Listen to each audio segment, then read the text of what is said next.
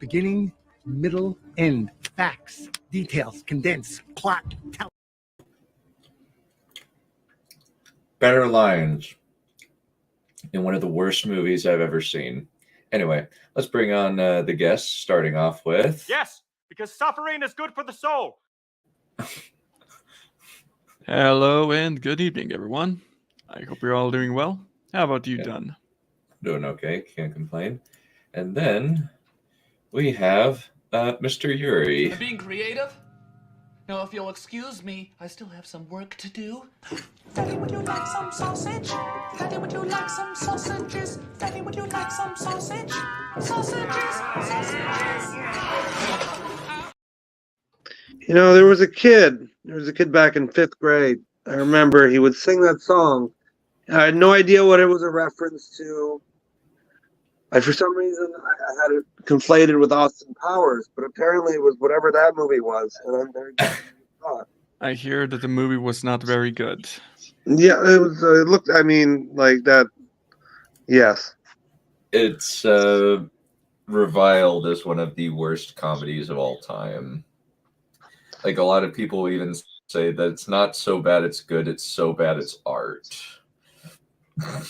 Like, it has, like, a lot of people will say, like, it is a fascinating piece of Dadaist cinema.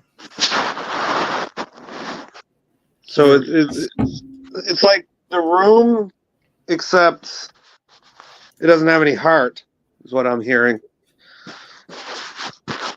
The Room is all heart. I wouldn't even know that the Room has heart.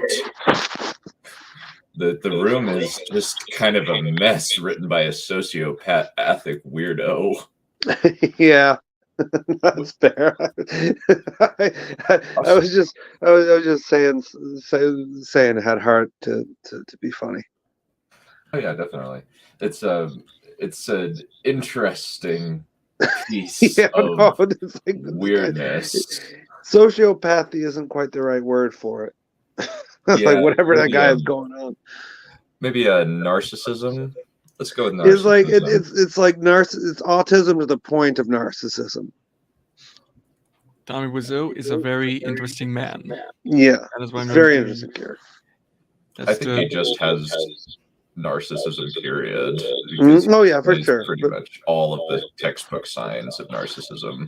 I think he's also autistic though, and I think that the autism and the narcissism are related.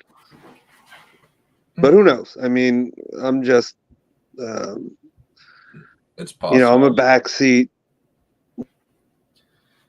It's just a matter of how he had to control every aspect of the room, didn't listen to advice, and fired everybody. Do you have headphones? I'm trying to make my headphones work, and they're not working. Huh. Weird. Well, I mean, I'm like, I could turn on my computer. Switch over to the computer. Is my voice not very clear? No, it's a matter of I can hear my own voice through your speakers. Oh, that's not good. And let's see. Oh, this might work. Okay, cool. Working? Alrighty, so can you hear me? Yeah, I can hear you. Okay, good. There's no echo. Great. Okay. You can hear me. That part's solved. All right. So I can't hear you. Really? Okay, that's odd. Settings, audio. Oh. All right, this should work now. Hello? Hello. You sound pretty good. Okay. So how do we want to do it? Which it's of you not guys working. wants to do it first?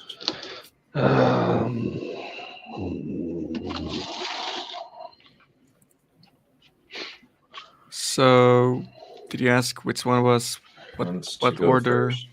Yeah, do you want to go first, or should Yuri go first? Depends what Yuri thinks. All right. Let's just do you go first while Yuri is sorting out his technical difficulties. Alrighty then. Is it working now? For a moment, I heard myself. That's probably my fault. Hold on. I'll mute myself and then I'll get it working on the computer. Sounds good. All right. Let's do it. All right. So, the story I have for you all today or tonight is a story that I have written in 1 month. It is a spy action adventure story, and I feel quite proud of it. And I will now start from the beginning, and hopefully it won't be too bad. London, England, 9 a.m., 6th of August, 2022. It was a cloudy day, looking like it might start raining, when a man dressed only in blue jeans, red shirt, and sunglasses boarded the train leading him to another part of London, his primary destination. He got himself a ticket, got onto the crowded train, and stood there, waiting silently, as he looked around, observing the passengers around him. They all seemed to be doing their own thing, speaking in their own languages, but otherwise keeping a relatively calm atmosphere as they all squeezed together to make space for an already crowded cabin. The man looked away, staring out the window as buildings flew by, giving him little time to observe the details of each structure that he went past. The train came to a stop and he got off, reaching the part of the city that he was meant to go to. Now all he needs to do is to travel to his destination on foot. He remembered what it was. A grocery store. Small. Run by a local man. A man who migrated to England for a better life. He started walking to the location of this grocery store, not wasting any time, standing idle, looking at the buildings, all standing tall, a reminder of what beauty London had in his childhood. As he walked with a steady and quick pace to where he was meant to go, he observed his surroundings. It was early, so the streets were not as crowded as they usually were, and frowned when he passed by buildings and stores that all seemed to have shuttered some time ago. Shaking his head, he kept walking, turning down alleys and walking down different streets, until he made it to his destination.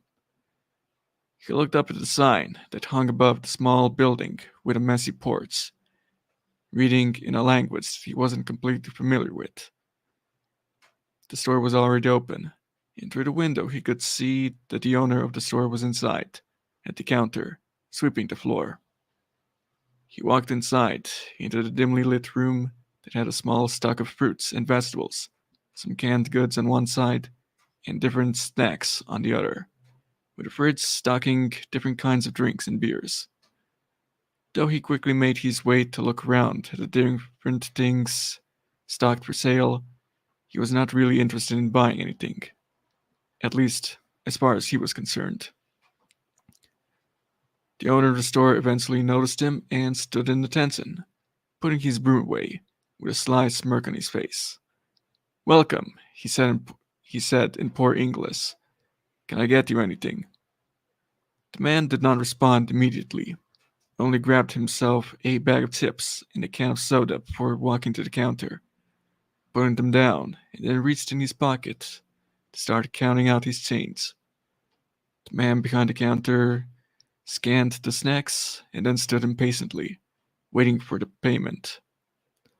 "Quiet morning so far?" the man said, as he counted each single coin in his hand.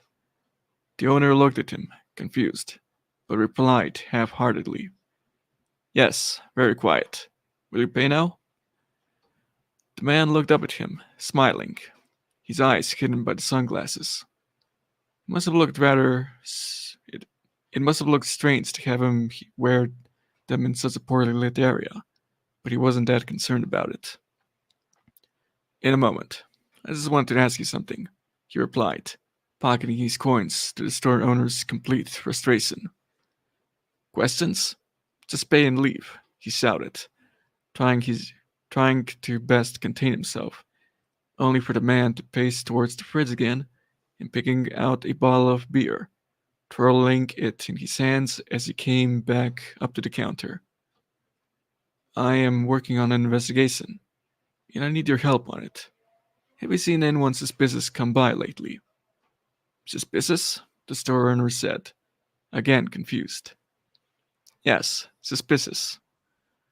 You see, lately there have been some local women going missing, part of an operation to traffic them around, taking them out of country and into eastern parts of the world.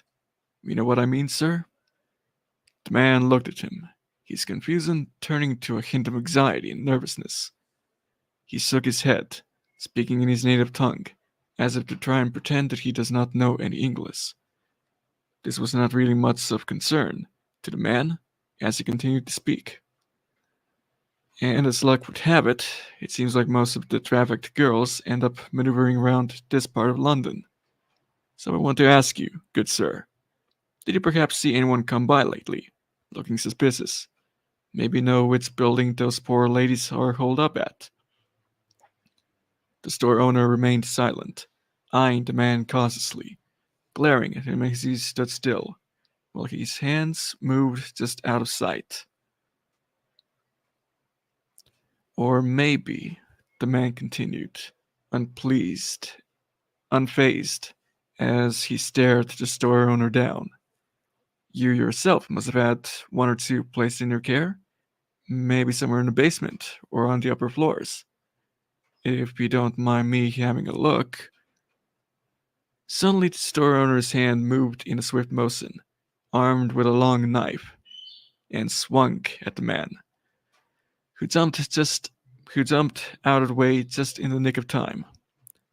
The store owner yelled out in his tongue, and suddenly two more men came from the back of the room, all looking big, tough, and unamused, armed with baseball bats. The man looked at the scene and smiled. 3 men, wielding weapons. Shouldn't be too hard, he thought to himself, as he threw the beer bottle to one of the men, hitting him square in the head and knocking him down. The store owner jumped from behind the counter and rushed at the man, swinging his knife in wild motions, as the man dodged and weaved, staying out of its way. He picked out a bag of chips and placed it in the way of the knife, so that it cut through and make the chips fly around, momentarily confusing the store owner and giving the man an opportunity to retaliate. He delivered swift, precise punches to the man's face and stomach, finishing with a punch that knocked him into the fridge, breaking the glass upon impact and knocking him out. During this time, the second man came swinging with his baseball bat, aiming for the head of the man. He managed to crouch before the bat hit his head, and he countered with a swift punch to the stomach. But the man's stomach was hard and flabby, and instead only smiled as he made a quick jab with the bat for the man's head, jolting him back as his sunglasses flew off. The man blinked and stared the big man down as he walked in for another swing, only to miss and end up smashing one of the shelves, knocking down all the produce there. The man ran.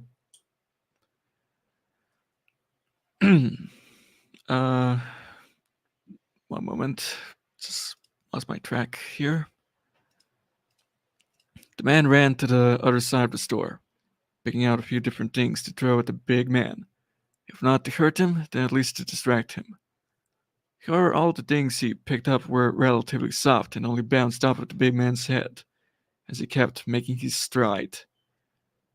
He made another swing with his bat, hitting the man in the arm and knocking him to the wall. The pain was intense, but it did not stop him, and he continued fighting with his other arm. He had to be tactical with his approach, so he waited and stood his ground. With every swing of the bat, he would move and deliver a punch. The exchange of attacks carried on for a while, until the big man was starting to be tired out from all the punches delivered to his face and all the swings being missed. It was then that the man tried a daring move, by jumping onto the wall and then pushing himself off it, flying directly into the big man, knocking him into the fruit stand, smashing it into pieces, and subsequently knocking his foe out. He took a sigh of relief, though it didn't last long as the third man regained his consciousness and was armed with a pistol aimed squarely at him. He made a leap forward, just getting out of the way before the bullet started to fly, then quickly got to his feet with a cannon in his hand, and in one quick motion stood up and swung at the man before he could shoot at him point blank. He was lucky as it all connected, and in the end, he was standing over the unconscious bodies of the 3 assailants that tried killing him. He made sure to gather up their weapons and putting them away and out of sight, taking the pistol with him in case there might be anyone else waiting for him, hiding in one of the rooms of the building. He stepped over to the unconscious gunman and made his way into the back room, a small and dirty place, with a set of chairs, a folding table, and a rug in the middle of the room.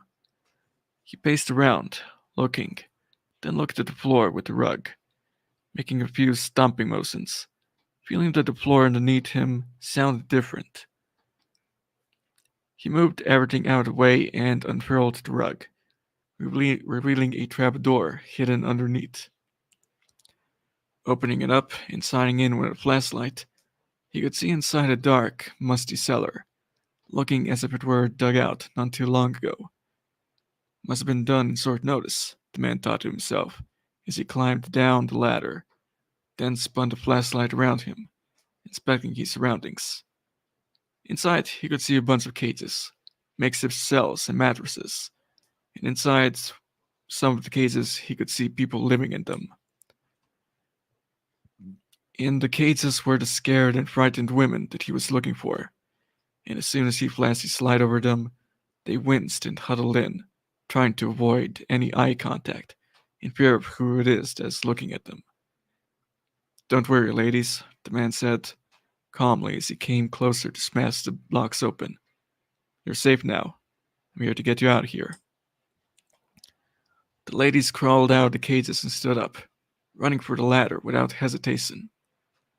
There were 4 of them in total, and as soon as the last one was freed, the man joined them, and they all escaped the basement, regrouping outside the store, just as the police arrived, as they were notified of a violent incident in the area.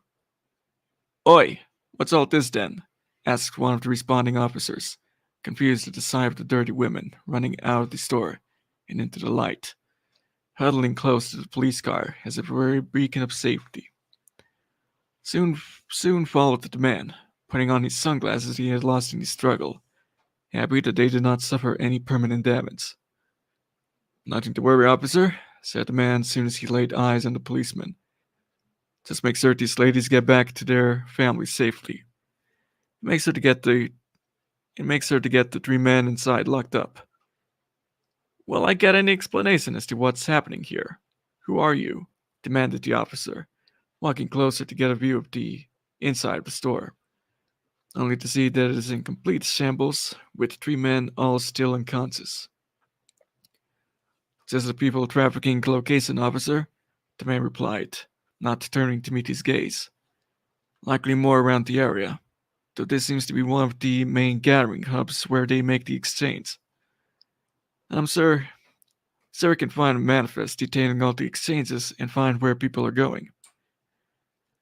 The officer looked at the man with suspicion, but he did not try to argue, as his eyes then turned towards the ladies, who were all still standing by the police vehicle, still looking scared, although relieved to be out of harm's way. "Aight, I'll take care of these ladies first," the officer said. Before he left, though, he turned to the man and with stern expression said, "You just pop over to the station and give us your statement. We want to know how you came to know about this." The man simply smiled and nodded, waving to the policeman as he opened the door for the ladies to all get into the car, and then driving off, presumably to the police station. He stood there for some time before he reached for his phone and made a call. The phone rang once, twice, then 3 times, before the call came through. "Yes, how may we help you?" replied the voice on the other line, a woman's voice, with a refined and pleasant accent. "It's me. Assignment's been handled. Any update on the other locations?" replied the man, his voice neutral and collected. Agent Gromit, good work on your assignment. You'll be happy to know the other locations have been infiltrated and the suspects have been dealt with, and the victims all accounted for. Gromit winced as his codename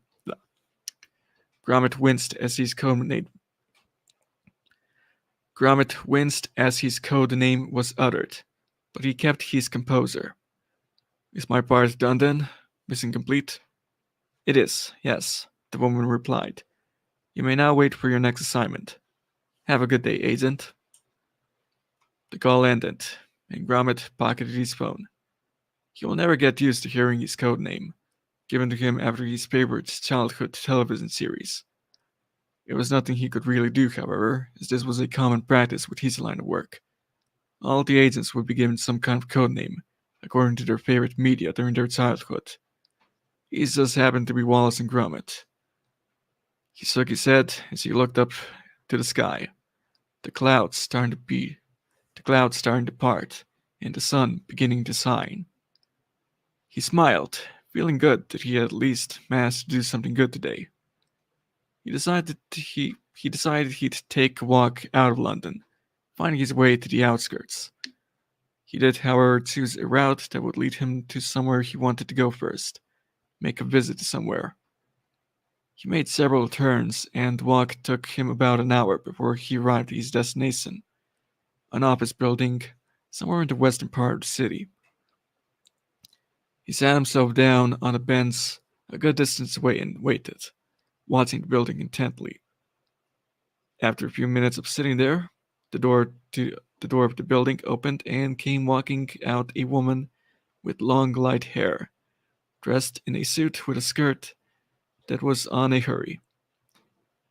Always hurrying along, Gromit thought to himself, as he smiled watching the woman run down the steps, then making a turn that would lead her to a bakery, where he lost sight of her as soon as he entered. It was then that his phone began ringing, which he did not hesitate to answer. Gromit speaking, he said in response. The voice on the other end was a man with a thick Scottish accent.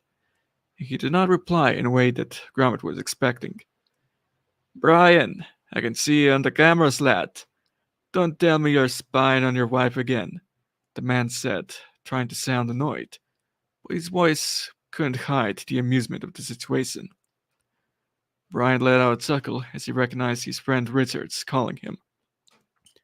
You know me, Brian replied. Can't help but keep an eye on her to make sure she's doing all right. You're lucky the bosses ain't watching over the cameras, else they'd be hounding you for breaking one of their main rules. Brian let out a sigh as he remembered. He was not supposed to keep contact with those from his former life, and yet always, after every mission, or whenever he had the time, he would come to the office where his wife worked at, and keep an eye on the building for whenever she left, then went back, all to make sure that she was safe and sound. I know, Brian said, with defeat in his voice, but I don't think you'd be calling me about how I spend my free time. What do you want? You have to come over to the office. Jasmine wants to give you a new assignment. Already? Brian thought to himself. Usually there'd at least be a 6-hour grace period between assignments. And this one came fresh off the back of his previous job. He got up from the bench and hung up the phone, not taking the time to answer Richard's summons or to tell him goodbye. He then hurried on his route to the outskirts of London, where he was now expected to be. How am I on time? You've been doing it for about 20 minutes. I think you might want to wrap up in about 3 to 5. Oh, I think that's a pretty good cutoff point. Okay. I think it's a fairly decent start to a pulp novel. Or a pulp short story, I should say. You think so? Yeah. Yeah, we got some setup for what exactly this guy does. We have his an idea that he's part of a secret extra governmental agency.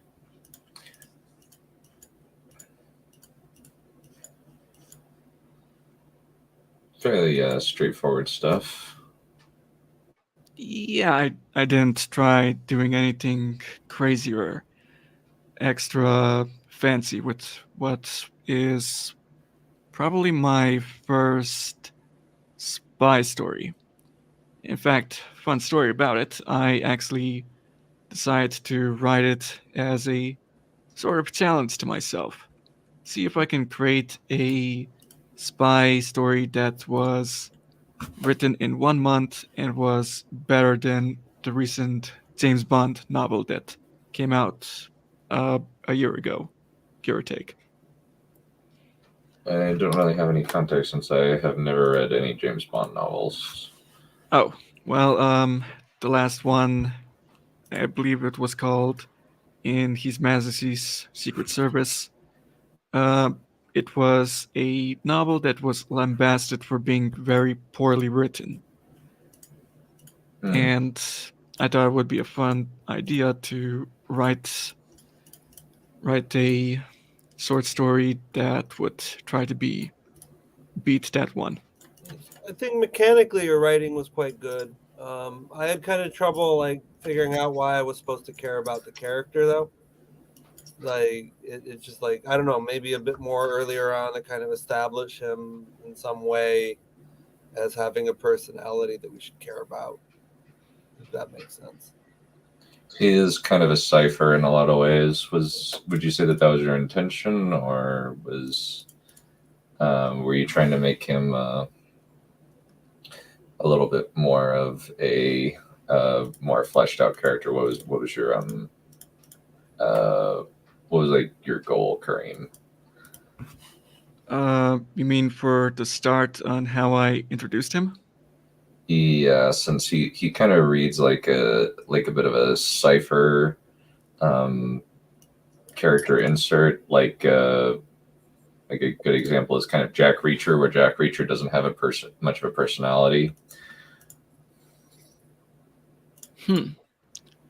I guess when I was writing it for the initial presentation, I was imagining it as trying to present what could look like a regular man going to his own errands somewhere in London, only for it to turn out that he's actually an agent, and then proceed to further develop him as the story goes on. As I do actually give a bit like a brief mention of his backstory and how he got himself involved with this agency and all that. Okay. If any of that makes sense.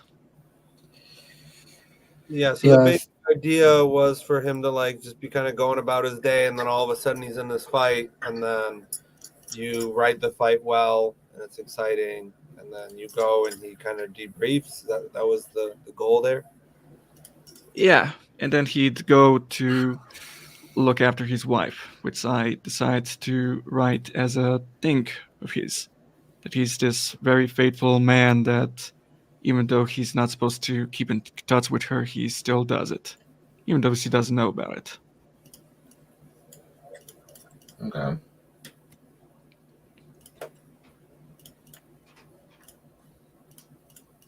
So, I guess it's safe to say that you thought that I made a good piece here? I would say it's decent, but it kind of reads as a little bit flat and pulpy to a certain extent. I don't think it's necessarily bad though. I would say that it's like it's decent. Eventually, you'll be I think that just giving us a better sense of the character of the person would be a good idea, kind of from the off, give us a little bit more of his personality, rather than kind of him doing a few mundane tasks. I see. I understand. Well, I guess for a start, I guess I could maybe do something about that. But I guess as after all, this is something that I'm doing as a bit of a practice for myself, and to get myself back into the writing spirit. So Yeah, fair maybe enough. when I Mechanically, make quite good. Quite good. It was like very imagistic. I was able to see what was going on in my head. It's just like I struggled to care about what was happening. Like, that was my struggle. Mine counts. I see. A very apt way of putting it. Alrighty then. Thank you for that, and I hope you two enjoy it regardless. I thought it was decent. I'm just I just think that some characterization stuff needed some work. That's all. Well, I have plenty of time to work on that on my channel. Yeah, sounds good. All right, let's see how much of this I'm gonna get done. Like, so it's called. Let me see. Where did I have it open right here? Y'all ready for this? Is Sure. everybody tuned in? I was born ready. All right, it's called The Mormon Jihad. It's a scavenger hunt novella. History has been our enemy for as long as I can remember, the prophet of God's light. Forward. At the beginning of the Mormon Jihad, no one could remember what a Mormon was. No one could really remember what anything was. Our king of the 1,000 years had just passed on from this world, and all was chaos. Where everything had been clear and certain, where humanity had had clear roads leading to each of the stars. Now those stars were as truly distant as they had ever been. And now the truth was as arguable as each soul's perception of reality. It could not be argued, and yet it could not be aligned. History had ceased to exist, and in its absence became humanity's only real enemy. Thus the prophet had said. And there were as many prophets as there were stars. More perhaps, though, because of the Mormon Jihad, there was no way to count. Everyone is right, but we're all wrong about how we're right. Prologue. A swiftly tilting saga. Dear Dr. Herbertson, I bear this testimony with full knowledge that I am an unreliable narrator, as all narrators are unreliable, and even more so their narratives. When I tell you that the last thing I remember, I was walking down a cliff in Kerala, and you tell me that no such place exists, whose word is to be taken? When you tell me that we are on Luna, in the Great Asylum, and that since the Mormon Jihad, all the records of Earth have been lost, whose word is to be taken? You tell me that Luna is neutral in this war, and that is why I have been brought here. That my name is not indeed Paul Carson IV of the Nantucket Carsons, a fifth-generational Mormon with the forehead to prove it, but rather Paul Parsons of the UNSM, nearly killed near Soul Settlement on Mars, and now receiving treatment for extensive PTSD and dissociative personality in the most advanced hospital in the post-millennial kingdom. Whose word is to be taken? What you are saying sounds crazy to me, and yet I cannot deny the evidence of my eyes. The moon is clearly made of marble and not cheese, though everything here seems honestly a bit cheesy. What is the point of making all the service robots look like little people? It's eerie. There's an uncanny valley element to it that can't possibly be good for the lunatics, those on this end of the hospital, as well as those in the white coats at your end. Before God, I tell you, I have clear memories of my whole life, from 1988 to 2024. Obviously not every moment of it, but who remembers every moment of their lives? Did even Jesus Christ himself do so? I remember my baptism, which must have been in 95 or 96. The church keeps immaculate records, but you tell me that in the Mormon Jihad, all the records were destroyed?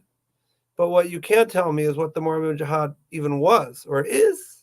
And honestly, I feel like you're crazier than I am. You have told me that the once and future king has come and gone, that there was 1,000 years of human flourishing. Humanity conquered death, you claim. But I saw an old man pass away right in front of me, maybe a week ago. I don't think I ever learned his name, but I spoke to him once at med time. I have to admit, I was a bit of a Jack Mormon in my life. Mostly just saw it as my ethnicity, and psychedelics and psychobabble as my religion, which is why I was in India. In any case, I'm starting to get sleepy, probably from the meds. But doctor, this is my testimony. My name is Paul Carson IV.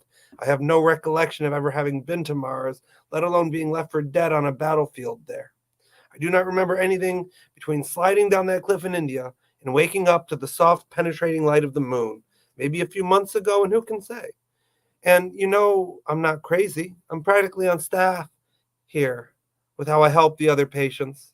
If I'm really living in the year 3000, I want to see it for myself. I want to walk under blue skies again, to see plants, to maybe try and track down some relatives. You say Mormons all left Earth. Does that mean we ascended?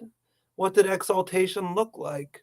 I know, you won't tell me. You never answer any questions except to try to twist me into believing I'm this Parsons person.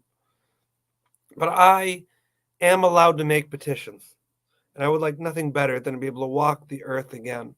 Can you not transfer me down there? Or is this the only madhouse in the universe? It feels like this madhouse is the universe. Just me and this madhouse moon. Paul Carson IV of the Nantucket Carsons. Benjamin sat at the helm. There was little need of the tiller, but he relished the soft wood, teak tree from his native Belisarius. He could hardly remember home at this point. He'd been stuck in Seoul since the Mormon Jihad. The Scavenger itself was not shaped like an actual ship, as it was a vessel for space travel. I learned quickly after getting out of the hospital that aerodynamics were in no way a factor in the architecture of space travel. The Scavenger looked like nothing so much as a giant anthropomorphic monkey from the few times that I'd actually gotten out to see it. Benj was visibly nervous. This was perhaps the only time I'd ever seen him remotely out of composure. Captain Benjamin Bittler was a man always in control, always riding some angle that no one else saw, sailing along the twinkle in his eye and stroking his luxurious three-pronged beard like a great blonde beast. Easily 7 feet tall, which I am told is average for a Belisarian male, while his sister Venetia only came up to his shoulders, and my eyes level with her chin. Not that it made much difference when the gravity was off. Benjamin was coming to the point of all his wheels within wheels that somehow revolved around me, around Paul Carson, around Paul Parsons, 2 persons in one, me, which, as a Mormon, is an odd configurement to contemplate. Most Christians believe in the Trinity, and God is 3 persons in one. And though I am a premillennial, I am living in a postmillennial world, in love with a postmillennial girl, and embodied in a rather short postmillennial man. I never felt this short when I had my own body. But as a Parsons instead of a Carsons, I've had a lot to adjust to, especially these roundings at the corners of my head. Not nearly as much as Benj in the 50 years since he's been stranded in Seoul. And now here he was, at the solar nexus, ready to contact the gods. But he needed my temple recommend. Maybe I should start at the beginning, but there are no beginnings, no more than there are endings. I am almost as lost as you are. I just happened to get here a few months earlier, and now we're about to meet the exalted Mormons, the governing presidency of Seoul, the secret chiefs. And in those few months, I've gained reason to believe that one of them has fallen. I share Benja's horror. A few months ago, I was on the moon. Honestly, it's hard to keep time straight when you're not bound by the sun. But what does a month even mean without her phases? I had been locked up with the craziest people from a fallen world. They just shoved them all up there on the moon until it started to get too crowded up there. Then they started putting them in Congress. That was the joke. That was not a joke, anyway. One would have to be crazy to try and fill Christ's shoes, especially as an atheist, which from all I could piece together became obligatory for holding public office once Christ left. Although if I understood right, and there's no reason to think I did, it's more like a Jews and banking situation than any kind of explicit barring of believers from office. Earthly concerns just aren't really a thing for believers, and so they don't look to try to steer the ship. They figure Christ is at the helm, but no, it's Benj at the helm, and he's scared. "We're docking," says the skipper, sitting on a tricorn stool made of jade. He's a robot that looks exactly like the ship. Benj stands up, or at least does the closest impression he can to standing up in zero gravity. "Paul, are you ready for this? This whole plan really hangs on your relationship with your parents and their relationship with God."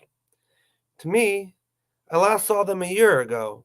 If objective time even exists, though, it's been over 1,000. I obviously don't know how I would be ready, or whether my parents are even going to be at what apparently is the last temple in the solar system. Just to find this place, we've had to climb Olympus Mons and just get permission to go up there. We'd had to get the Chakra Samadhi from Venus, and just to get the Chakra Samadhi from Venus, Benj had to rob the Peter of Mercury in order to be able to pay me, so I could tithe to be worthy of going to the temple. It all just happened so fast, and now we were docked, though the view screen in front of the tiller still showed the old and abandoned solar nexus. Once the greatest combination, resort, spaceport, mall humanity had ever seen, and now abandoned since the Mormon Jihad. It honestly looked like those illustrations of the actual biblical angels, wheels within wheels and eyes within eyes, but half of it in shadow, dark except for the faint light of soul, magnified by the scavengers' cameras. We rappelled down the pole to the dock, which, if I'm not mistaken, would have been the Simeon's mouth, with the helm at nose level and the bridge over the eyes. What an odd design. And pressure sealed to what appeared to be a blank asteroid. The ship's gates chomped through rock for a moment and then revealed, just as the Hierophant on Olympus Mons had told us, there would be a pair of doors. A pair of doors not at all dissimilar to any Mormon temple I'd ever been to on Earth. Benj was animate with relief, and then at once even more flustered. We're about to come face to face with the gods that put humanity on this odyssey. We are about to meet the Mormon Jihad. Don't worry, I say. I'm a priest. I open the doors at the end of the airlock, and suddenly the whole planetoid shines brighter than a star. Even shutting my eyes, even covering them, first with my hands, and then with my elbows, I am blinded. The pain is glorious. We are the Mormon Inquisition. All right, and then that's the end of the prologue, which I think I probably don't have much time left, if any. Thoughts? It seems like a good stopping point, because like next it goes and loops back. I think you have a very powerful vocabulary, and I believe the story is very nicely put together. I do have a question though. If I understand correctly, this is a sci-fi universe where the Mormons have become a dominant religion. Kind of, yeah. So it's like it's the post-millennial, it's the after millennial kingdom. So right, so Jesus is supposed to come back, rule for 1,000 years, and during that time, Satan is shut out of reality, and then like it comes back. So yeah, so like the Mormons just happen to be right. They just happen to be the most accurate theology of what's going to happen. Not so much a dominant religion as they've all left Earth. Ah, I see. Yeah. The way it sounds like the Mormons have like this presence like the Galactic Empire and are now going around doing their own thing. Yeah, I mean that's kind of it. Like, so like you know the doctrine is exaltation, right? So like if you live the right life and you go into the celestial kingdom after you die, or after the millennial kingdom. So basically, like you know, it's a whole thing, which I think I'll probably Dunn knows more about than I do, but I'll reveal more of as the story goes along. But yeah, I think the impression you get is about the impression I'm trying to give. Well, I guess my question would be, are you going with the notion that all the scriptures about the millennial reign are incorrect, or what exactly is your purpose? I'm not sure what I'm not sure what goes down during the millennial reign exactly. You know, it's more like I had I've been working on this sci-fi universe since I was 14, and I had this dream a while ago that inspired me to work on it, and then I opened up a file on my drive, it was an untitled, and it said at the beginning of the Mormon Jihad, and Mhm. I just started going from there to build the the scripture about the millennial reign isn't that detailed as far as I know. So the understanding is basically that after the resurrection, death doesn't exist. That after that basically death has no. That after that during the millennial reign, everybody will be resurrected. Nobody's mortal anymore. Yeah. No, yeah, and then after Jesus, after the millennial reign, it comes back. I thought. No, it's basically he's reigning throughout the millennium. Yeah, but after the millennial reign, that's where it takes place. After the reign, when everything's 50 years after the reign ends and everything has just gone to, Satan has had, Well, that would mean that we're only a little bit short of, say, the slush. Well, it kind of means that there's no point because the final judgment happens right at the end of the millennium. That's the theology, at least. It's really just, it's over. There's really nothing further after that. Nobody's on earth anymore after Christ comes. It's the earth is at the end of the millennial reign for a very brief, means that the earth is going to be transformed into the celestial kingdom, and there's really nothing after that we know of, other than we're all ascended to apotheosis level. One final struggle after the millennium. Satan will gather his armies, and Michael will gather the hosts of heaven. Yeah. Michael Adam. So that's millennium. This is LDS doctrine. In this great struggle, Satan and his followers will be cast out forever. The earth will be changed into so this is after the millennial kingdom. The earth will be changed into the celestial kingdom, right? So this is this series that I'm working on. It has to do with the that period of transformation when the armies of Satan gather and then get cast out. I would say that most of it is would probably be a spiritual war of words, as opposed to an actual war between peoples, because Christ has been ruling for 1,000 years. Right. I'm just I mean, I don't know. I'll have to read up more on what the exact what exactly is said in the doctrine, but the basic idea is that Christ ruled for 1,000 years, and then all of and then Satan, he goes and Satan's allowed back, and so what the Mormon Jihad is, the Mormons, the exalted celestial beings, shut down interplanetary travel in order to prevent the spread of Satan's corruption. That's the idea behind the Mormon Jihad. I don't know if there would be any real point, but okay. You can, it's a sci-fi story. It's it is, but it's just, if you're trying to make it somewhat theologically based, there are a couple of holes in it that you'll have to account for. I think it would honestly be better if you just made up a whole new story rather than taking an existing religion. I'm doing the post millennium. Okay. It makes sense. It's so mortals will live on Earth and they will continue to have children as we do now. Joseph Smith said that immortal beings will be frequently visit the Earth. So like that would be like, so there's going to be mortals will still live on the earth during the millennium. People will still have their agency for a time. Many will be free to continue their religions and ideas. Eventually, everybody will confess that Jesus Christ is the Savior. During the millennium, Jesus will reign personally upon the earth. Yeah, but anyway. Okay.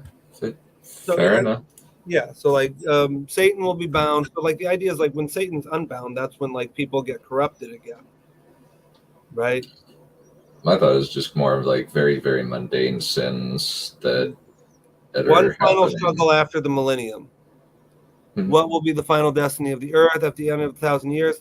Satan will be set free for a short time. People will turn away from Heavenly Father. Satan will gather his armies. Michael will gather the hosts of heaven. In this great struggle, Satan and his followers will be cast out forever.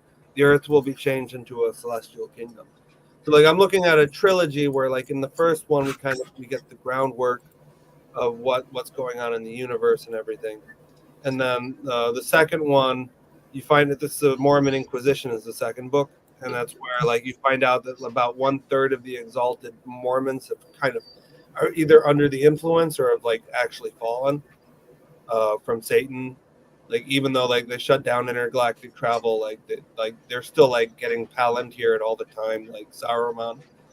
And then the final book is White Islam, which I'm not sure exactly what's going to happen, but it's going to be like the end of that whole like. So basically, I'm trying to like write out the period between the final millennium and the this final struggle is what I'm trying to work on.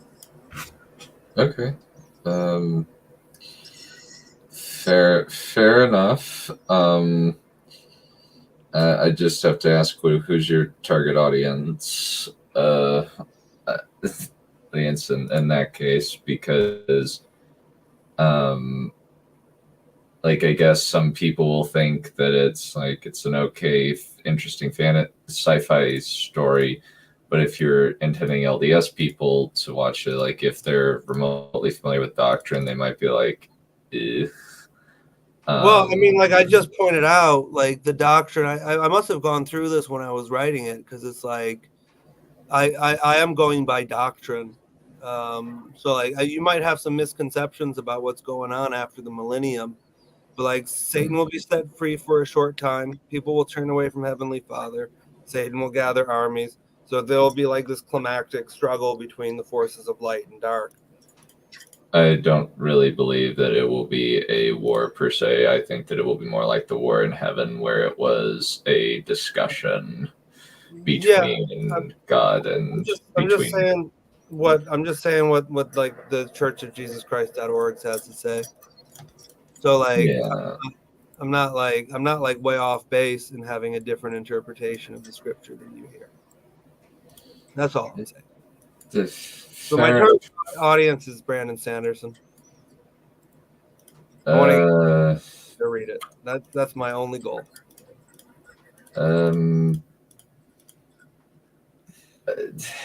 Okay.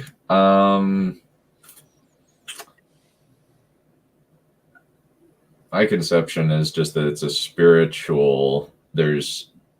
It's more just a matter of the temptations of man, and there is no actual violent struggle. It's just about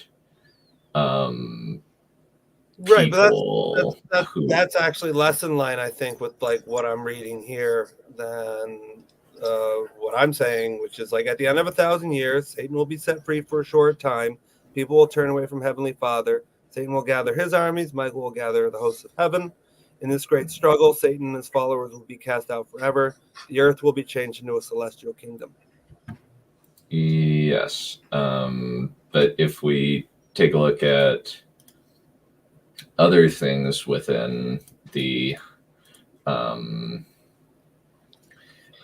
like stuff like General Conference and stuff like that, they will always talk about we are in a spiritual war for the souls of men. Yeah, and that's like, it's like the dividing line between good and evil runs through the hearts of every man, woman, and child. Mm-hmm.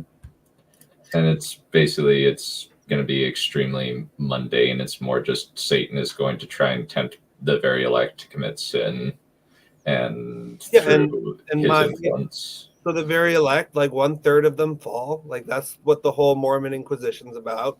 They're trying to figure out who's Even that. fallen, who's off But- base, Oh. and that's what. So at the end of the book, so like, like I wrote the beginning chapter, so that like it loops around back into him being like in the hospital after the bright light. Like he's like, what? I'm in a hospital again. And then so Oh. like I just kind of summarize the story there, and then it hops through. Oh, believing that is just a Mormon Inquisition is kind of a weird idea, because I guess what's the point? To figure out who's fallen.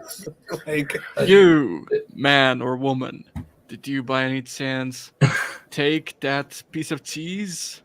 Did Satan tell you to take it?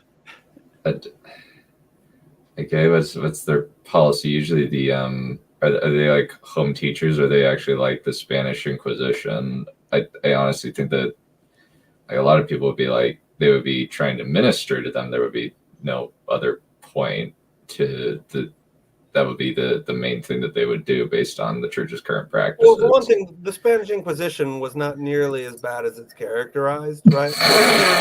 They installed rules against torture, so it's like they were actually like a lot more lenient than the average people of the time. Like over the course of their whole existence, they killed 3,000 people. That's like 400 years, 3,000 people. But yeah, like basically, I'm not sure exactly what the Mormon Inquisition is going to be like, but like the idea is that they've got to figure out who has fallen and who hasn't fallen, and like what even they're supposed to be doing. They wouldn't have direction from the prophet or just general authorities in general.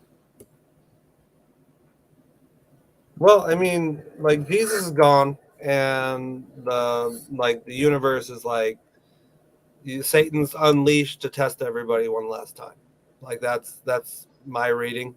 So it's like, yeah, they have that, but like the presidency, like 1/3 of them is, what's that, like werewolf? You ever play that card game, like the one night werewolf kind of thing? Yeah, I'm aware of it. Yeah. So like it's like like 1/3 of the elect are werewolves, and they're trying to figure out who, and maybe turn them back if they can. Like that's the idea. Okay.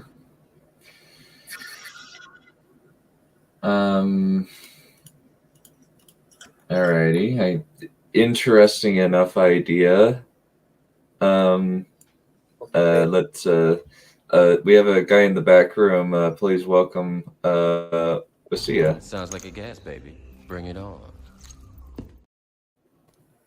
Yo, Hello, Wiss. How are you doing? very, very well, thank you. A little frustrated about the way things lined up today, but I made it on, and that's all that matters. Did you manage to catch any of my story? Probably not, huh? Fortunately, I came in long after you guys finished up talking about it. I came in at around about the 45-something minute mark, so yeah, I probably missed it, unfortunately. It's too bad. It was pretty good. Oh, you missed a very exciting story. First, it was me telling a story of a spy beating up some bad guys, and then Yuri here told a very well-written story of Mormons having a galactic empire, basically. Very interesting stuff. I mean, I love that. I did come in. I got to build on that. Yeah. I did come in the middle of the discussion of the Spanish Inquisition, which, holy God, were they horrible. As a matter of fact, I have a feeling that they were probably even worse than history made them out to be. Because almost everything is worse than what history actually records. But like if you like if for now, like compared to like how everybody's treated now and the expectations now, yeah, sure. But they had like the best cells in Europe. There were actually like limitations to torture. You didn't just get put on a spike or whatever. Like it was actually like like baby steps. I'm just saying. Chance- Big, So, Chances are- it isn't as bad as, all the other forms of torture. But, it's improvement, It's still torture, but it isn't as bad as the other forms of torture. I have the impression that the Spanish Inquisition in Berserk is perhaps a bit worse than the real life Spanish Inquisition. Well, it's Berserk. Everything is worse than it was in real life. Yeah, good point. I'm Yeah. pretty sure in real life you don't have caves where people have crazy ass orgies next to a giant statue to Satan or whatever. Under Not in modern. Well, actually, in modern times, probably Bohemian Grove. Yeah. Oh my god, my life has been a lie up to this point. It's where all the world leaders like go and hang out. Nixon called it like the most faggoty ass thing he ever had to do, or something. going to Bohemian Grove, but he had to do it. Poor Richard Nixon. Yeah, poor Nixon. Yeah, what a guy he is, Richard friggin' Milhouse Nixon. Man. What a really stand-up guy. It's a shame he got affiliated with that, huh? Yeah, right. Well, I mean, Very, very stand-up. Absolutely zero controversy to him at all. like, you want to compare Watergate to just like every weekend or every week rather in modern day? I mean, like, I don't know. It's kind of a toss-up. It's kind of a toss-up between it's kind of bad president roulette. It's like we get Richard Nixon, then we get George Bush, then we get Donald Trump, and then we get Joe Biden. Yeah, kind of like all. Or as I like to call him, creepy Uncle Joe Biden. Yeah, Sniffing little girls' hair on live television is not a good look, Mr. Biden. It feels like a humiliation ritual, like the whole Biden presidency. So does the Trump presidency in a very different way. They both feel like humiliation rituals. Yeah. Anyway, we're not over here to talk about politics. We're here to talk about our favorite craft. Indeed. Yes. I believe it is your turn, Mr. Vassia. All right. One moment, please.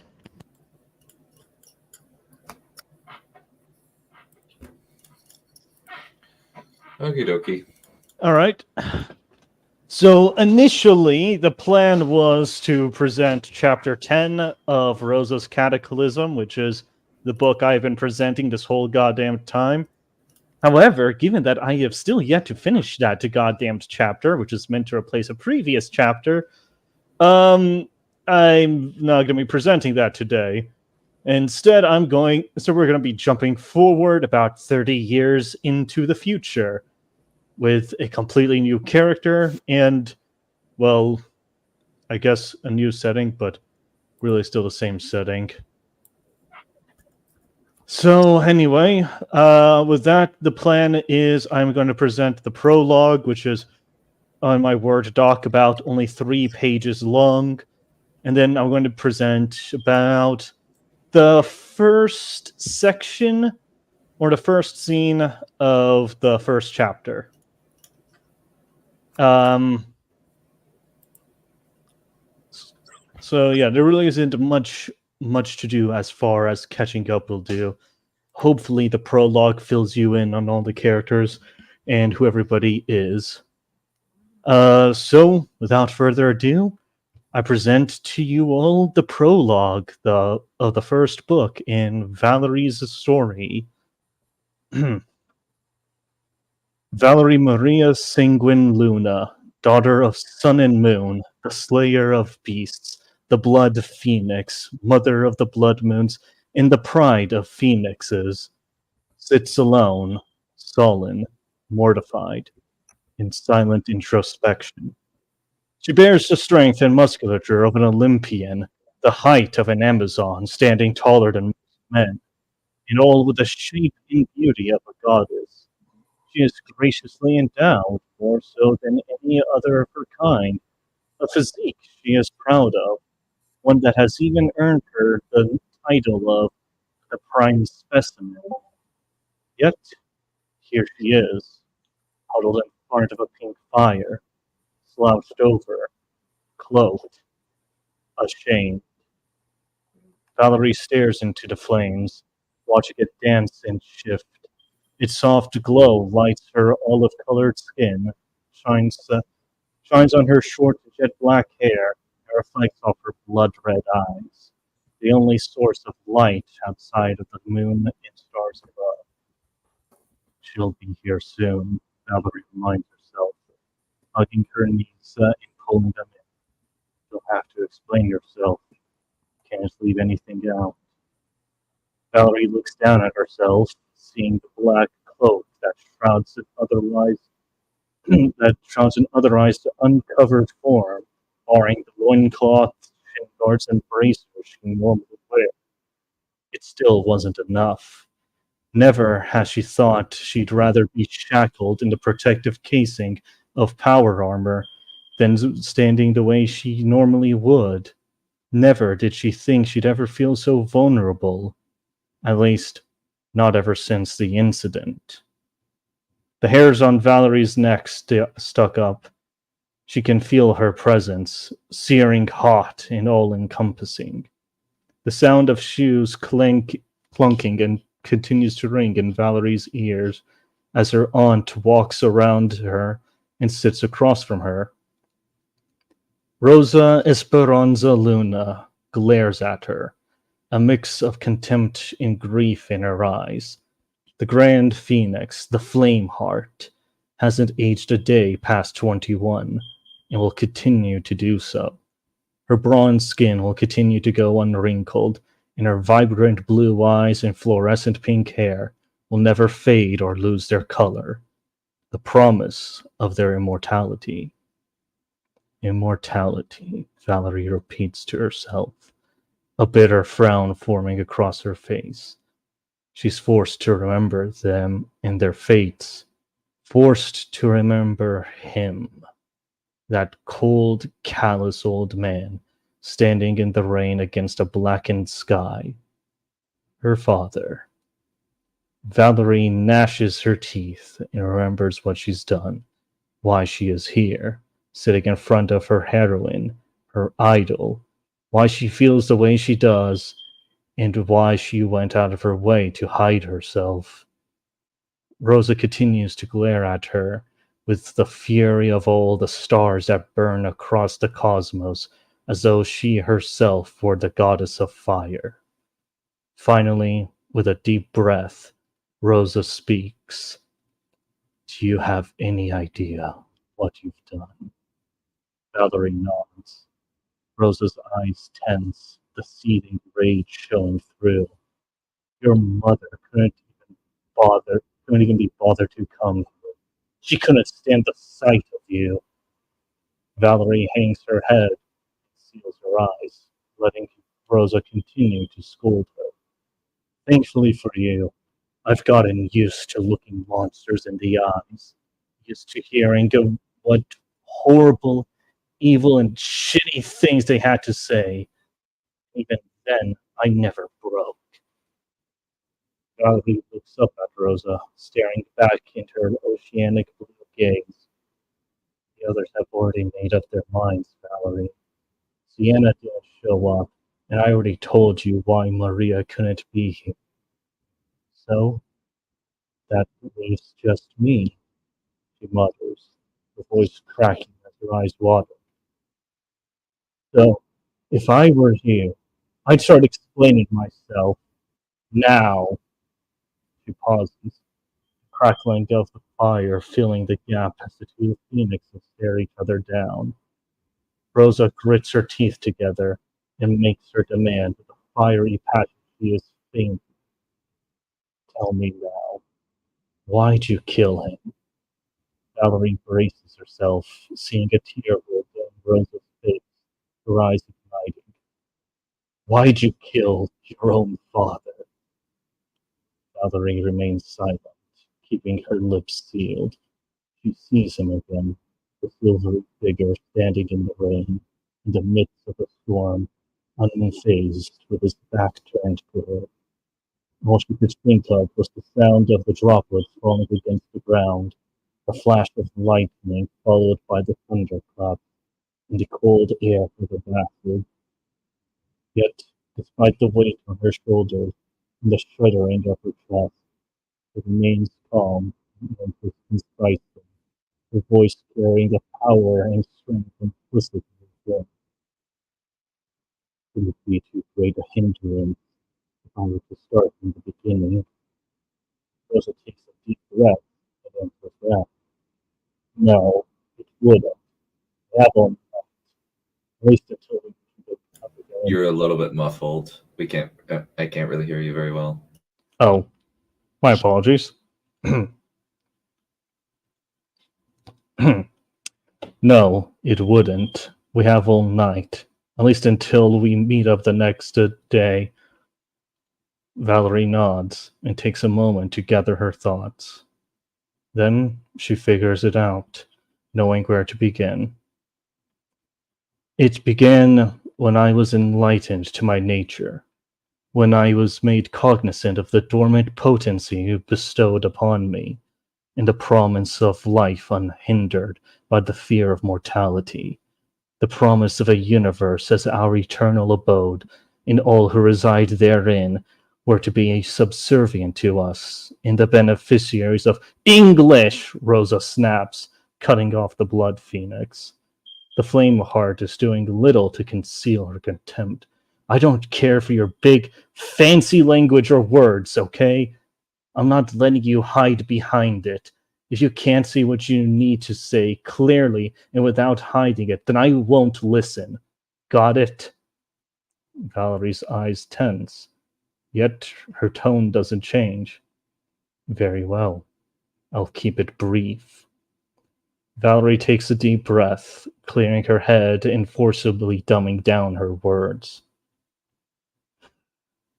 It was a lie. All of it.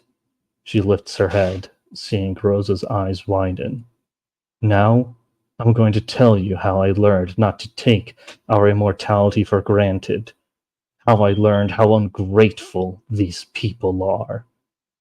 And how they do anything to overthrow us. Starting from the beginning. Moving on to chapter 1. It was pitch black, a near perfect darkness. Valerie was panting, sprinting as fast as her legs could carry her through the thick forest.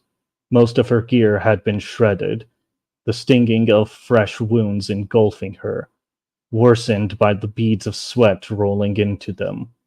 She could hear her voice, distant and desperate. Valerie grimaced, a tear slipping from her watery eyes. I'm coming, she shouted.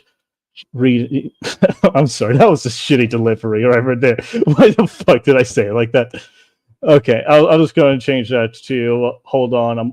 Hold on. Yeah, that sounds way better. Hold on, she shouted, readying her sidearm. Her foot slipped on something. She stumbled and fell flat.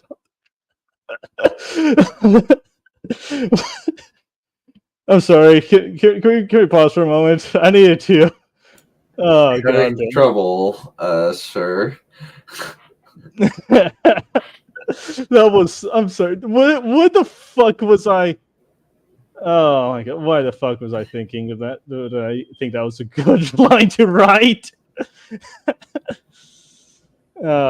Okay. Anyway, moving back. Sorry. She stumbled and fell flat on the ground, the rain finally falling from the cloudy sky. Her throat was thrashed, the lacerations stinging hotter. Valerie shuddered and struggled to her feet. The voice was getting louder. She had to be close.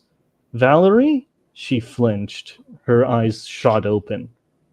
She blinked, peering into her sandy gold eyes, and greeted by her smile. Come on, get up. We're going to land, she said, moving out of the way and letting Valerie see the bottom of the bunk above her. She was lying on her bed, stretched out with her back flat against a mattress. Yet she still felt the throbbing in her veins, the panic in her breath. That's gotta be the third time I saw it, she swallowed, recalling the dream, the forests, the chattering of wildlife, and the stench, all in vivid details. It's okay. Just stick to your training. It's probably nothing. Her eyes darted across the dimly lit room. She spotted the ebony woman with short hair, cut and groomed so elegantly. Watching her get dressed, she was radiant and... Oh, God fucking damn it. I'm sorry. Stop. I'm just going to stop right over here. This is cringe. Yeah, I was kind of having a little bit of trouble understanding what exactly you were going for, or at least with the first bit, especially when there's like very little connective tissue, and yeah, the lines were a little bit weird, shall we say? Yeah. No, this was cringe. I can't even finish this shit. Holy fuck. Yeah, maybe you just need to get some editing time in or something. Yeah, no. This was pretty much this was the editing time right over here. Like, you know what? I'll get everybody else's opinion on this first.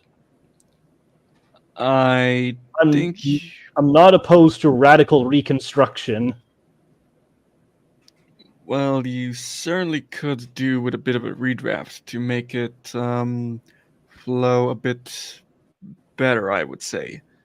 I'll admit I had a bit of a hard time following exactly what was going on because, well, There's a lot of jumping. yeah, it's. I mean, yeah, that to be fair, we start off with the prologue, which is in the present. Then we skip over to a dream sequence, which is taking place in the past, and then we go out of the dream sequence, but we're still in the past. So, yeah. Maybe you could try putting the dream sequence first, then the past bit, and then move to the present. Maybe that would make it flow a bit better. I mean, that would theoretically I could do that, but that also kind of defeats the whole purpose of it, because the whole idea is that the present incident that we are seeing is the impetus for the story being told. Because the idea is that the past sequences is Val telling the story to Rosa.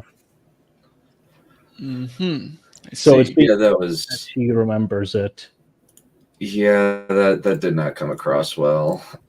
I would not say that came across well. Okay.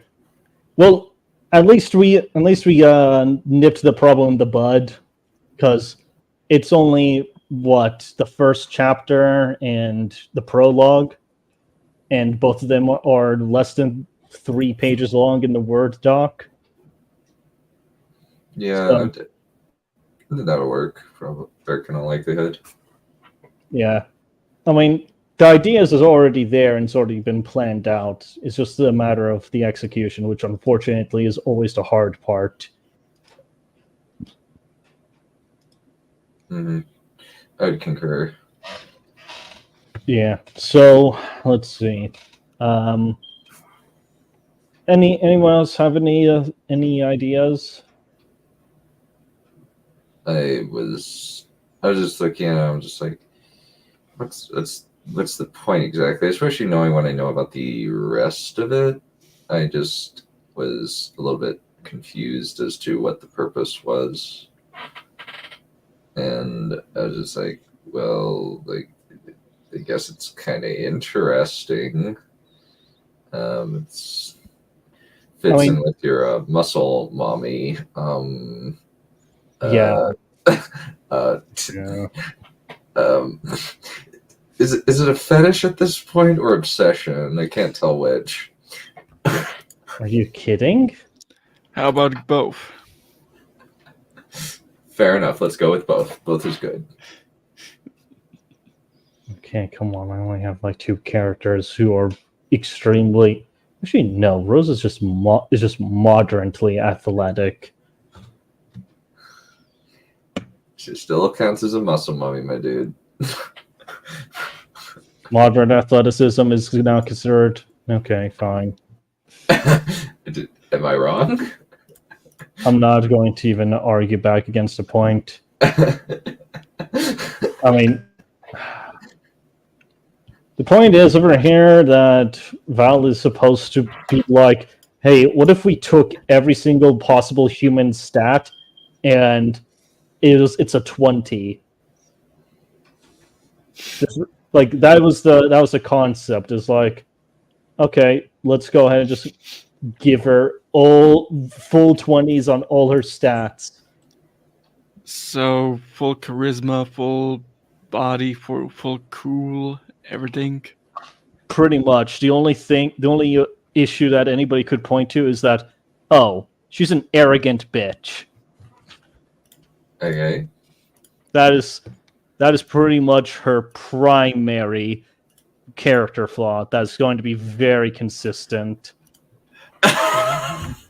Thank you very much for the obvious observation. We all have that kind of type, don't we? Don't worry. I'm a very, very big fan of Janet Leigh. She's a very attractive woman. And Aspen Ray, she ain't bad either. Yeah. No, I think the biggest problem right over here is at the very friggin' beginning, which is me describing what this character looks like. Yeah, that part was kind of like a little bit odd. Yeah, that was extremely odd. That needs to be overhauled. Yeah. Yeah, no, just actually straight. I'm just going to straight up completely overhaul that because it's like, how does this tonally fit into the scene? What is the tone of the scene? Well, the tone of the scene is that it's supposed to be a very somber and introspective moment, because the idea is we have this character over here, and she's fucked up. She's done something absolutely abhorrent by any and all standards. She literally committed patricide, for fuck's sake. You stand accused of patricide. Now let us take a moment to describe your sensual body and all of that. Exactly. You see, that's exactly the problem. That's exactly the problem right there. For some strange reason, that the part of my brain that thought, wait a second, I have to read this. I have to present this to people. That part of my brain did not flick on while I was writing it. Yeah, a little bit. Ah, dear God. Well, to be fair, this character descriptions can be a bit difficult to execute perfectly. I myself find myself often being very brief with the descriptions, and maybe some people might be turned off by that. Yeah. But at the same time, getting really into detail like that you know, there's a great guy whose series I would recommend to you, DJ, if you really like that sort of shit. I would like to recommend Bond Girls by Noble Commando. I think you would really enjoy that. I don't think he's enjoying. I think he's just making a joke at your expense. And I'm making a joke at his expense. Very. It's freaking hilarious. That's still freaking hilarious. I commend you for being able to write it. Thank you very much. I appreciate the mockery. Absolutely, will not at all have any. Yeah, holy crap! That was awful. Yeah, kind of needs some rewriting. I definitely agree with that. But yeah. Core concepts, though. The core concept, I would say, is solid. Cool. Fine. It's just like I don't no idea what you're trying to go for here. Yeah, because what I'm trying to go for here is that we basically so done. You know Fulgrim from 40K, right? Like He's how the demon primarch of Slaanesh. He turned Yeah, into a the snake dude. the excessively prideful little fancy pants prick sort of asshole. That's about half of her character already. Mm-hmm. So that's what I was trying to go for with the way she talks even. Now, I hope at least Rosa was consistently characterized with how I presented her in the past. I would say no. Oh, I think she comes off as much more snippy. That was my impression. If I were to make the comparison, she seems a lot more sullen. she says a lot more what? Sullen, it seems. Okay, that is true. She has gone through a lot to make the understatement of the century. So, yeah. And also this was a person who she knows who, was killed, and that was her sister's husband, so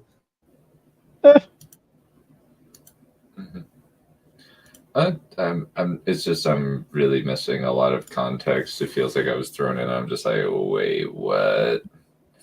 And it was really brief, which also made it which made it fairly jarring as well.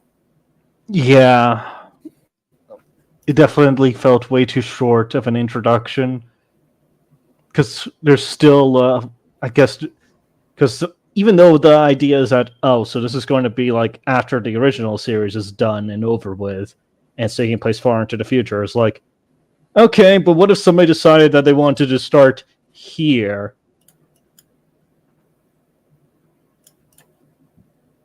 So, yeah. Anyway, I'll go ahead and, yeah, that was... I'm going to need to go back over to the drawing board for a bit with that one. Okay. I, for one, wish you the best of luck. Well, thank you. I mean, the important thing over here today was that I got to experiment, figure out, okay, what's going on, why is there anything not working over here, and why. And I think the reason why nothing was working over here was because I went full noble. Never go full noble. I still don't know who Noble is. He's a very special person who really, really needs to keep it in his pants. Who also has and get his head out of the gutter. I was going to say has very weak rhetorical skills, but that works too. DJ, I want you to know this. This is not my first time, and it will probably not be my last. Yeah.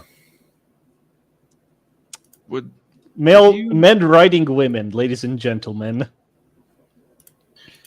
Indeed. Would you believe me that my story was actually the first draft? I mean, it's pretty good for a first draft. I mean, we all get our lucky breaks. I remember presenting a chapter that was a first draft, and it went surprisingly well. And another, I kind of ad-libbed the ending, and apparently that was good. So, like I said, we all have our lucky breaks, and we all have our, this. Yep, I can't argue with that. Mm-hmm. Indeed. Mm-hmm. I mean, I tried to follow, but I've been up since like 7 p.m. yesterday, and it is currently 7 a.m. morning, so I'm getting foggy. But I figure I should stick it out. Hear it done. I didn't hear anything wrong with anything you said, Wizia. And then it felt to me like you just started pooping on yourself for no reason. And what you were doing was great. Everything about it. Well, that's very nice. Anyway, God damn it. It just occurred to me that like I stopped a few paragraphs away from the actual characterization that we're going to be seeing throughout the course of this one story, because that's the part that I actually wanted to get to. But well, if you have to wait for it to get good, then Mhm. Yeah, what can you do? Yeah, I think what I should have not said was "I'm coming," because then I heard my younger brother say "pause" in my head, and I'm just like, and I hear the Peter Griffin soundbite, and it was like, "It's over. Your ability to take this, sweetie, your ability to take this story is now gone. Your ability to take it seriously is over. It's gone. It's done. It's a joke." Well, at least you gave it a fair try, a valiant effort. I'm still wondering. Wait a second. Why the fuck did I write that? I know that I cannot take the phrase "I'm coming" seriously. I know myself. I know it's because of my freaking younger brother. Yeah. Yeah, of course. It's the younger brother who made you have a dirty I'm not mind. joking. I'm not joking. That boy was saying some shit that made me think, holy fuck, what is wrong with you, kid?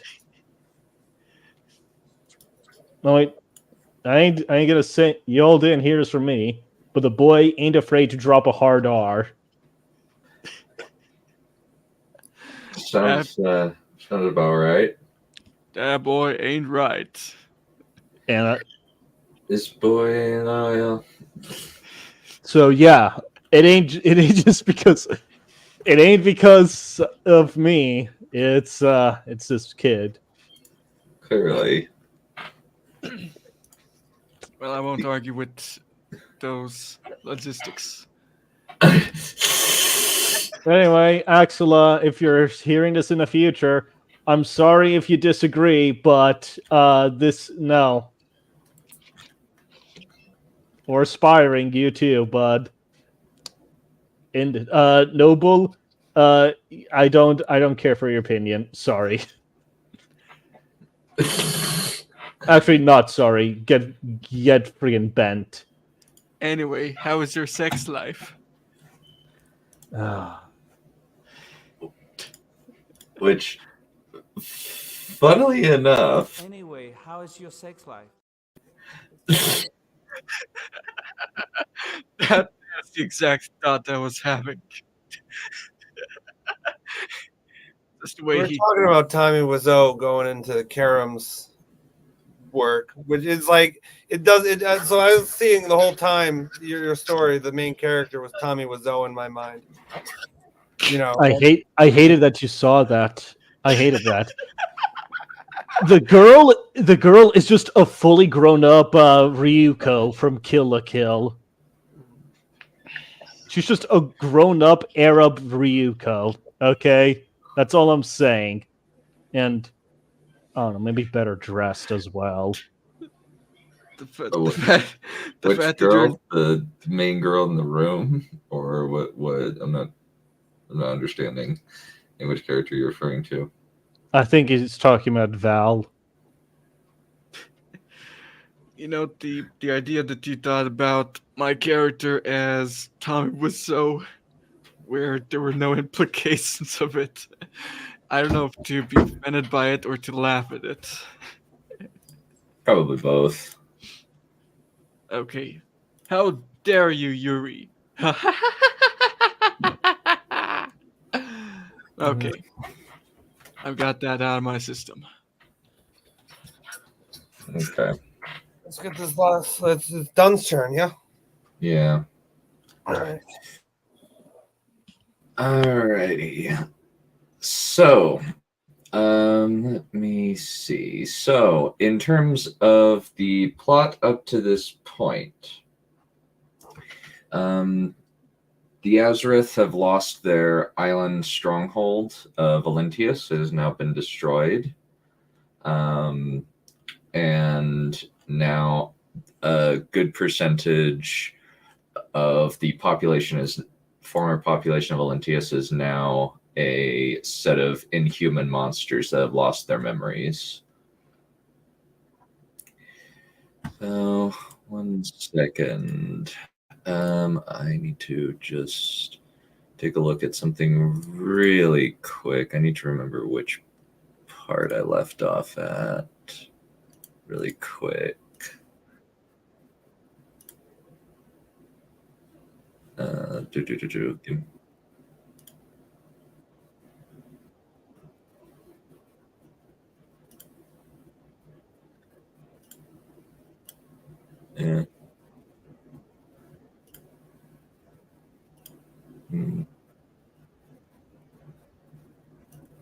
Okay, I found it. All right.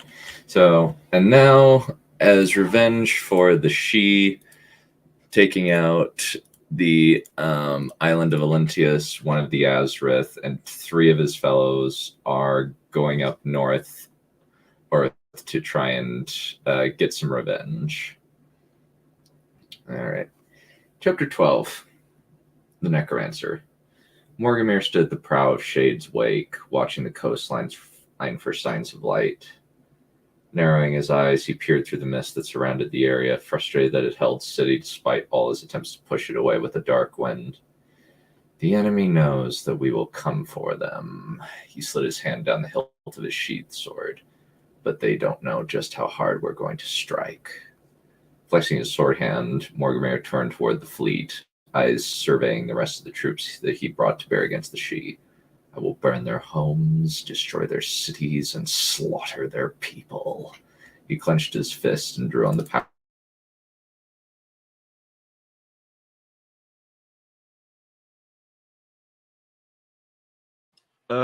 Done. Your microphone went out.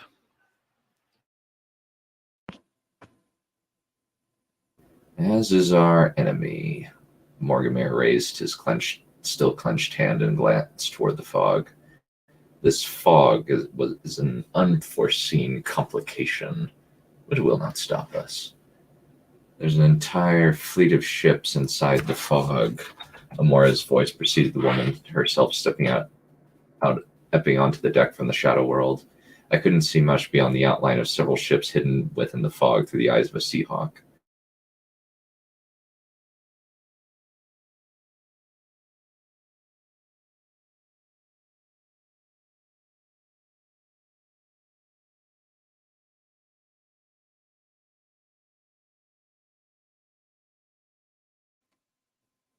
Done. You okay there? We can't Yeah, hear you. you cut out again.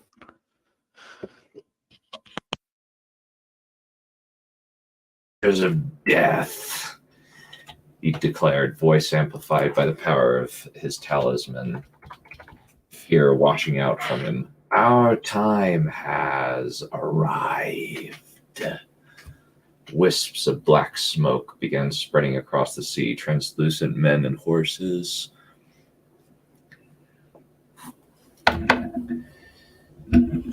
Sorry. Clear my throat. Covered in ragged armor, riding out to the vapors like wandering victims of some bygone battle. Morgamir extended his hand and pointed at the ships. Go forth, my deathless warriors, he commanded. Slay all in your path. As one silent mass, the shades rode toward the ships. Oops.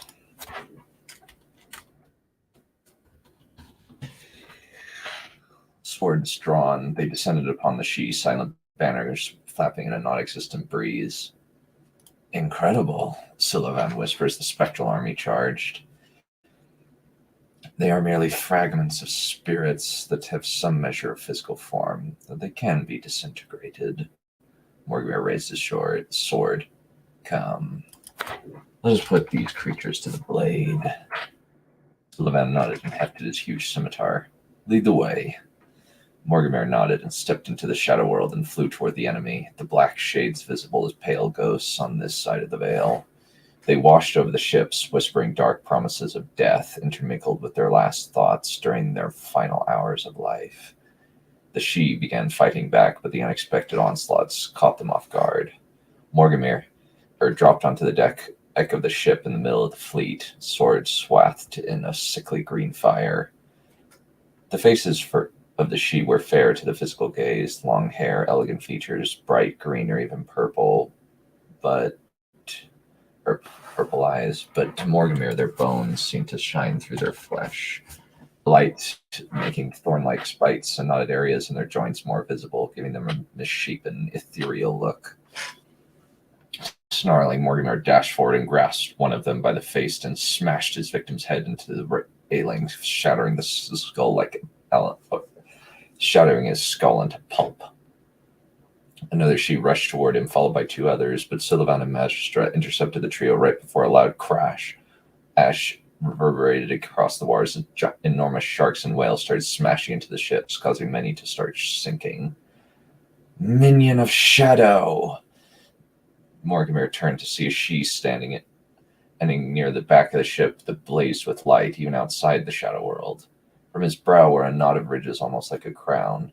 He drew a long sword and raised it toward Morgamir as if in specific challenge. You will not enter our harbor. Morgamir snapped his fingers, summoning a pair of shades right beside the Sidhe. Before they could strike him, the Sidhe clenched his fist and slammed him into the deck. Light expanded from him in a rapidly moving wave until the entire ship was surrounded by a domed golden barrier. The power of the Sidhe's magic destroyed the shades and acted as an impassable bulwark that the spirits could not penetrate. And within the barrier, Morgamir was locked in the physical world, unable to reach the Shadow World. You have great power, Azrith. The Sidhe warrior leveled his sword at Morgamir, the long handle almost a staff attached to the curved blade, giving it a very different appearance from the Azrith's black greatsword. But you will not get past me or the other guardians. Morgamir assumed a guard stance with his weapon beside his head. Then defeat me, he challenged. The Sidhe leaped from the high deck and attacked, vine-carved blade whirling. He moved out of his guard position into an attack, axe sword slicing forward. Their blades clashed and white sparks accompanied each strike. Bearing his slightly tipped teeth, the Sidhe furiously battered at Morgamir's blade. But he drew on the power of his amulet and matched the creature blow for blow. It had been a long time since he fought something with this kind of power, and Morgamir had to admit he relished the challenge. You destroyed my home! Morgamir seethed as he deflected another strike. Thousands of men, women, and children. Your people are rats, scuttling around for a brief speck of time, then dying like the vermin you are. The Sidhe champion bared his slightly pointed teeth, his reverse-colored eyes showing no humanity. We just destroyed your nest. Morgamir attacked, blade seeking his enemy's flesh, but the Sidhe was just as fast as he was. However, the Sidhe was alone, and Morgamir was not. Something slammed into the creature from behind and threw him to the ground. A large shark had flung itself onto the wildly rocking ship and grasped onto the inhuman creature. Now it held the Sidhe down, despite its struggles. Not caring if it were fair and honorable, Morgamir drove his blade through the Sidhe champion's face. Instantly, the light that surrounded them vanished, and Morgamir felt his connection to the Shadow World reignite. Relieved, he closed his hand and drew this power with Hour of the Amulet, looking the area in shadow. More and more shades appeared right as the Corsairs attacked, their ships ramming into the Sidhe's ships with their long claw-like boarding blades. The pirates quickly disembarked and began swarming over the ships, but many Sidhe were hurled from the ships, but many were hurled from the deck. They're really clutching their organs from Sidhe blades had cut them. Gathering his power, Morgamir stepped into the Shadow World and pulled his spirit toward one of the Sidhe ships. Raising his fist, he suffused his gauntlet with ethereal black-green fire and slammed it onto the deck. Screaming, the Sidhe threw themselves over the railing, suffused with poisonous fire. Calmly, Morgamir began dealing with the ones that had not been touched by his flames. The Shi knew that they were lost, so they tried to flee, but Mortimer pulled them to him and cut them down before they could escape. Over and over, he continued to hack them apart until the Shi were all dead at his feet. Gleefully, he ran his fingers down his blood-sloped blade, then glanced around. Gather the bodies of the fallen Shi, he commanded. Spike their bodies onto the railings and hang them from the riggings. I want them to fear our coming. All the sailors grimaced and looked disgusted, but only one had the nerve to speak. Are you sure? Mortimer looked at the sailor speaker and pulled a bit of power from his amulet, pushing his will onto the soldier. Immediately, he dropped to his knees, shaking and convulsing with terror. Do as I say, Mortimer said coldly, or else I will ensure that you do what you are told. You won't like the results. The sailors quailed before him, but then did what he commanded.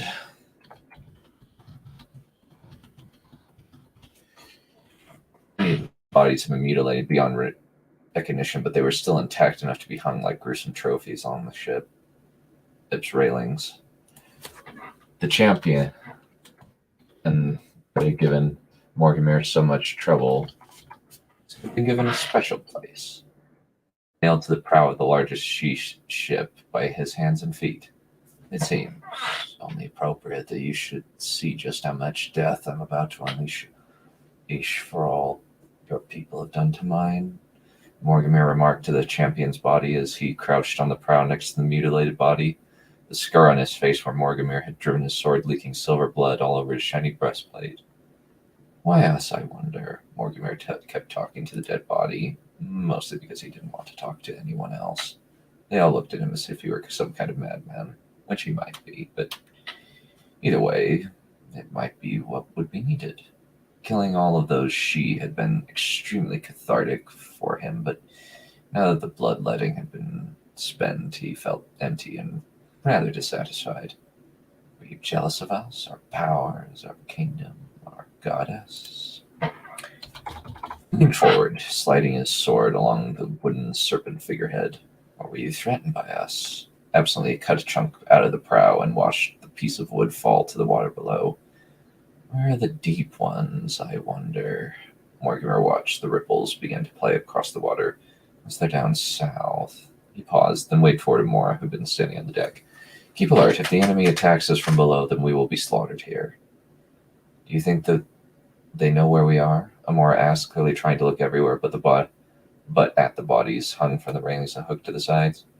She's not a violent soul, and that's not a bad thing, but soon enough her soft belly will be devoured by her talisman. Mortimer thought. He'd barely remember life without the amulet's power augmenting his already impressive magical might and affected his mind. He had vague memories of being a bookish young man seeking the secrets of necromancy, but then the amulet had made him into something more vicious, more thirsty for the blood of the Shi and the deep ones. The longer he wore it, the more it affected him. What am I going to be doing if I wear this as long as Imaris? Mortimer spun his sword through his fingers and ran the sharp tips of his clawed hand, odd gauntlet along the long blade. Well, perhaps a monster is what is the only thing that can stand up to these abominations. And that's the end. Okay, so I barely understood anything because I don't really think I have all the context to understand it. From what I do understand, that was all right. It was pretty good. Thank you. I also found I guess you could say the accent bits to be quite exciting, at least when I was playing it through in my mind. But yeah, similar to Wiz, I would probably have to have been part of the other segments to understand the context. Yeah, I don't think I understand who the she are or what this guy is. I gather that he's a necromancer because, they made that very explicit. And that he's trying to kill something, and he's invading this island with an army of the undead of some kind. And and he wins, presumably. So Okay. I So, yeah, don't I'm know similar what. to Izia here. Like, I do have to say, like, I got a real sense of visuals from like the ship stuff and like the other like I found like the whole scene with the ship really like it was very evocative. But I still had like no idea who was doing what because like I just kind of know the story. I guess I also didn't really understood what it meant to anybody over there. Yeah. Yeah, I need to figure out a better formatting for this. That way we can kind of get more context, since that's a major problem with this whole randomized system. It's sometimes hard to get feedback because there's no consistency. That much is very true. The solution is that we must all be here every single time. And we could do a rotation system where we have like a group A and a group B, and we rotate out. Yeah. And so that way, group A and group B are constantly hearing from each other. So that way, everybody in those particular groups already have context and understand what is going on. Also, Zach couldn't make it today. Yeah, evidently so. That was rather disappointing. I was actually kind of excited to be on the showcase with him. Yeah. Who's this? Zach Reeds. He's a buddy of mine from way back when I was first really starting to ramp up my writing. All right. Well, I'm gonna have to read my same one the next time I do this, so that everybody can have proper context. Because otherwise, I mean, I am definitely. What's that? I am definitely giving this whole prologue in the first chapter a second go because it's like, well, we've thrown this thing out. It crashed and burned. We have ran our synopsis and our autopsy. We know why it crashed and burned. Yeah. And I too would very much like to read the entire story that I've read here. Well, that I have written here, and I'm very eager to know what people think about it. So, if given the opportunity, I would very much like to join you next time. Yep. Yeah. Like, I'm sorry. I think I just take myself way too seriously, and then I read this sort of shit. I'm like, oh, this is not serious at all. This is teenage crap. Hey, don't worry about it. We all been there. Yeah. Yeah. All right. Indeed. Well, I think that we will call it good for today. Adios, friends. Yep. Take care, Bye. everybody. Bye. Have a pleasant day, everyone. Yep.